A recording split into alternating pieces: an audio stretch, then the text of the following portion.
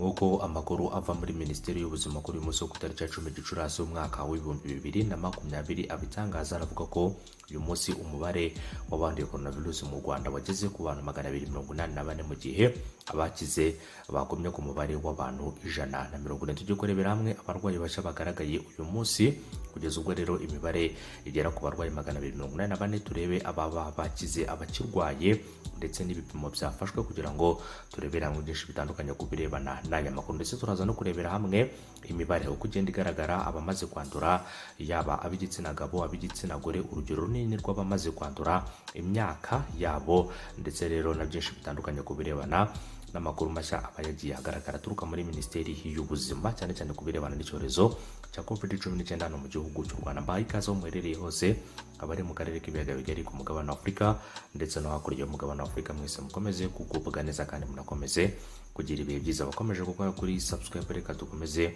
kubashimira kandi dukomeze kubifuriza kugira ibihe byiza. Ikindi kandi nabakomeje kubana natwe mu biganiro, amakuru twaguteguriye umunsi ku munsi, gatanu kuri gatanu. Nk'uko rero aya makuru nari maze kubikubwira mu buryo bw'incamake, abitangaza aravuga ko abantu 4 basanga coronavirus mu bipimo by'abantu 1040 byafashwe uyu munsi mu masaha 24 ashize, bituma umubare w'abanduye mu Rwanda ugera ku bantu 284.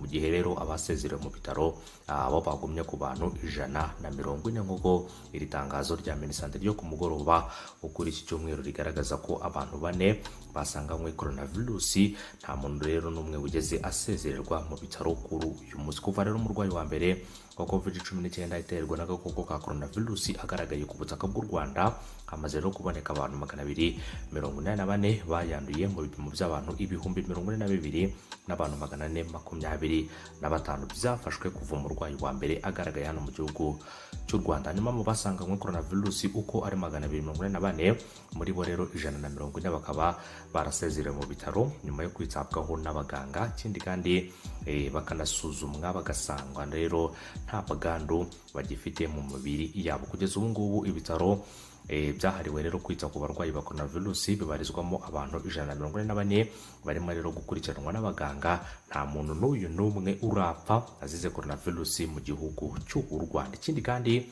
nkuko nabigusezeranyije mubwira ko ndi bukugezeho ibirebana n'imibare iba yagiye igaragara, yaba uko impuzandengo y'abakomeje kwandura ikomeza kugenda igaragara ndetse n'imyaka yabo. Kuvuga ngo rero uyu munsi hafashwe ibipimo by'abantu 1040, ariko no kuvuga ko muri ibyo bipimo by'abantu 1040 byafashwe kuri uyu munsi muri rusange hamaze gufatwa ibipimo 1042 n'abantu 425 abagabo rero akaba ari bo bari ku bwiganze bwo hejuru mu bandi iki cyorezo hano mu gihugu cy'u Rwanda, kubera ko bafite 79.58%, mu gihe abagore ari 20.42%. nk'uko rero iyi mibare yo mu kigo cy'igihugu cy'ubuzima ibi igaragaza. Ikindi kandi ugomba kumenya nuko hagati y'imyaka 20 kuva ku mwaka 0, no kuvuga umwana akivuka munsi kugera ku myaka 20, abantu bamaze kwandura muri iyo range y'iyo myaka n'abantu 14.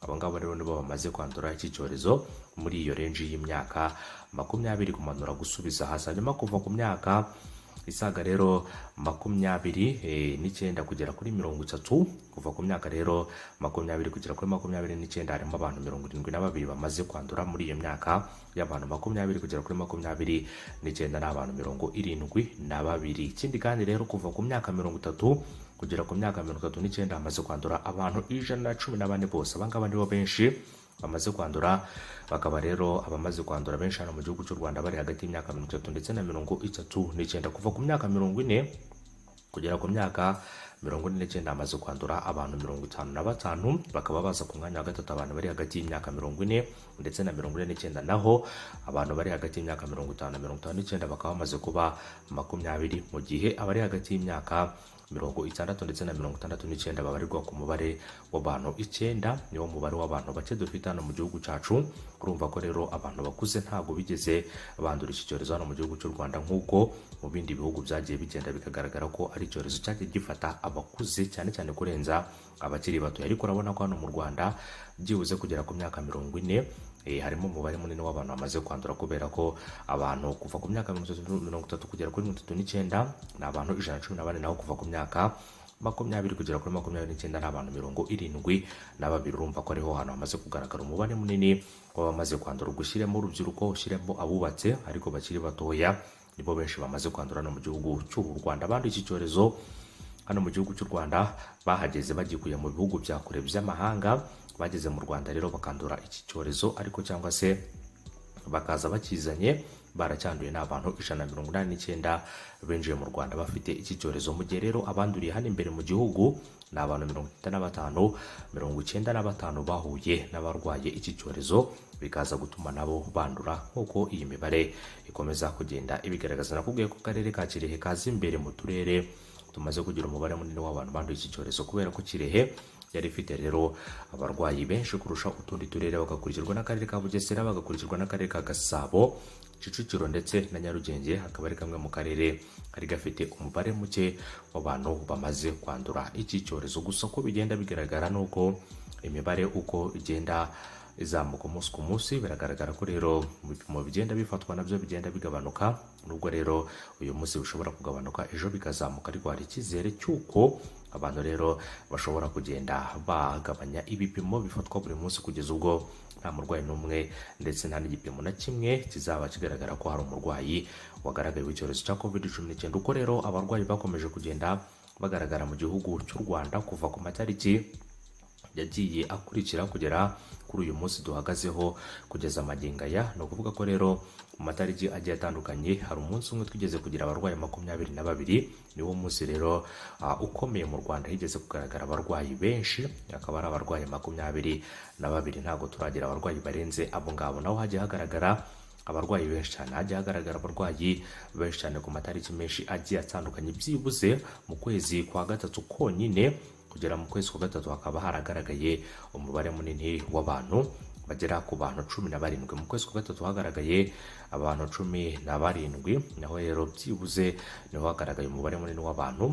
Naho ikindi kandi uteranyije abantu bose bagaragaye byibuze mu kwezi kwa gatatu ushobora gusanga ari abantu 55 bagaragaye muri uko kwezi kwa gatatu konyine, mu gihe umurwayi wa mbere yaramaze kugaragara. Ndacyari muri rundi akurikirana byinshi bitandukanye ku birebana n'iyi mibare ndetse n'amatariki, hanyuma ndaza kugenda basobanurira akantu ku kandi kugira ngo turusheho kumenya byinshi bitandukanye ku birebana n'iki cyorezo. Ndetse rero nuko imibare igenda igaragaza, no kuvuga ko hagati y'itariki ya 14 kuva umurwayi wa mbere agaragaye kugera ku itariki ya 29 z'ukwezi kwa gatatu, byibuze muri iyo mibare ndetse n'ayo matariki twari dufite umubare w'abarwayi barenze 50. Ni ukuvuga ko navuze ko ari abarwayi barenga 55.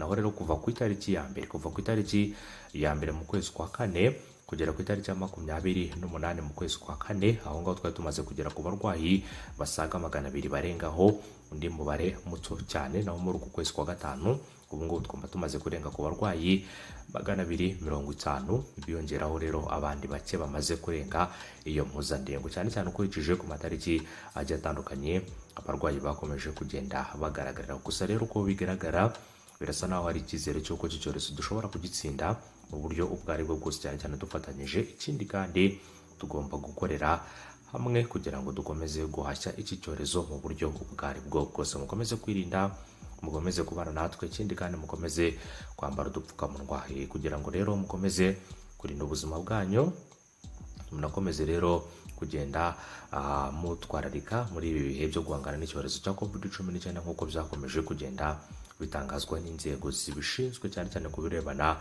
n'aya makuru ajyanye n'icyorezo. Reka rero dukomeze kubifuriza kugira umunsi mwiza ndetse no gukomeza kugira ibihe byiza. Icyo ugomba gukora rero no kuba wakwirinda gusuhuzanya, guhoberana, kujya ahantu hari abantu benshi, ndetse rero no kwegerana mu buryo butari ngombwa. Kwegerana kwiza no gusigamo intera ya metero. Ikindi kandi ugomba kuba wakora no kutagomba gukororera ahantu hari abantu benshi. Kwitsamura cyane mu bantu benshi, kwitsamura udashyizeho ikiganza cyangwa se ukuboko kwawe ni ikibazo gikomeye cyane. Ibimenyetso rero by'ingenzi cya coronavirus akaba rero ari ukubabara mu muhogo. Urabizi ko kubabara mu muhogo ari ibimenyetso by'ingenzi.